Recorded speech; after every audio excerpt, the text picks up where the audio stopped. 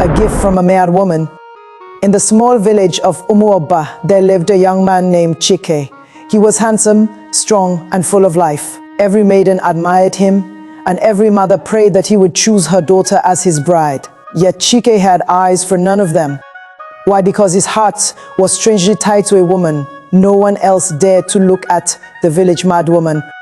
Her name was Noji. Years ago, she had been the most beautiful girl in the land. Men came from faraway towns to seek her hand, but one day tragedy struck, and Ngozi lost her parents in a mysterious fire, and from then on, she lost her mind. She began to roam the streets, barefoot, hair scattered, muttering words nobody understood. Sometimes she laughed at invisible spirits. Sometimes she cried uncontrollably, and other times she sang songs in a voice so sweet that even birds would perch on trees to listen. The villagers mocked her, children chased her with stones, women spat whenever she passed. Men feared her, for her madness carried a mystery that no one could explain. But Chike saw something others could not. Beneath the madness, he saw a rare beauty, a hidden light, the forbidden love. One evening, as the sun melted into the hills, Chike returned from the stream and saw Ngozi sitting by the roadside. She was holding a broken clay pot, staring at her reflection in the water it carried. Something about the sadness in her eyes pierced his heart. Without thinking, he approached her. Ngozi, he called gently.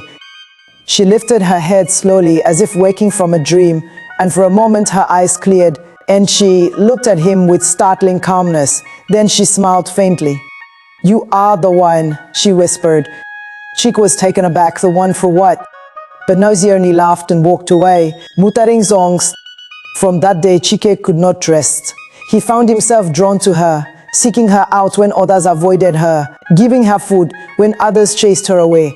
His friends mocked him, his family warned him, but his heart beat only for Ngozi. "I will marry her," he declared one evening at the family compound.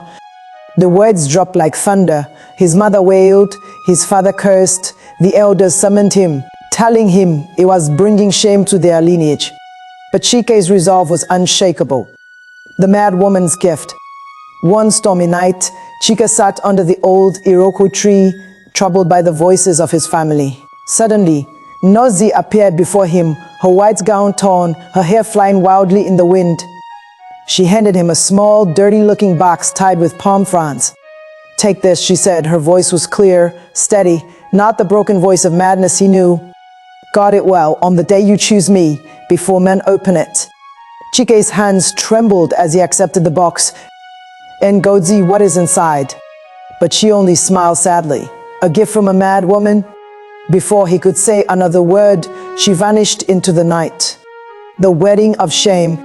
The village erupted with anger when Chike announced he would marry Ozzy. The elders called it an abomination.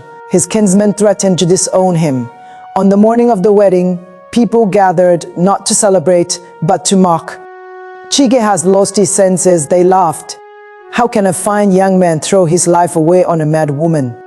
The drummers refused to play, the women refused to cook, and children followed Chike, chanting songs of ridicule. But Chike stood tall, his eyes shining with determination. He led Ngozi by the hand to the village square, where the elders sat in judgment. "She is the one my heart has chosen," he declared. Ngozi looked frail, her hair messy, her body trembling. People jeered, throwing sand at her. Then Chike remembered the box. He untied the palm fronds and opened it. A bright light burst forth, blinding everyone. The earth trembled, the wind roared, and a voice filled the air. "True love sees beyond madness. True love restores what was lost." When the light faded, the villagers gasped. Ngozi stood tall, transformed before their eyes. Her madness was gone. Her hair was long black and shining. Her eyes glowed with peace. She was more beautiful than any woman in the land. The mocking laughter turned into silence. The silence turned into awe, and awe turned into shame. Chike held her hand, smiling. "This is my bride." The revelation. Later that evening, Ngozi revealed the truth. The fire that killed her parents had been set by envious villagers, feared her beauty and the suitors she attracted in her grief. She had cursed herself into madness. Only the pure love of one man could break the curse.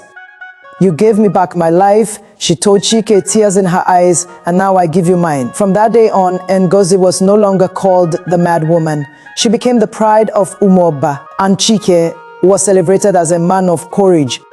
They lived happily. They love a story that generations told by the fireside, and the villagers never forgot the lesson.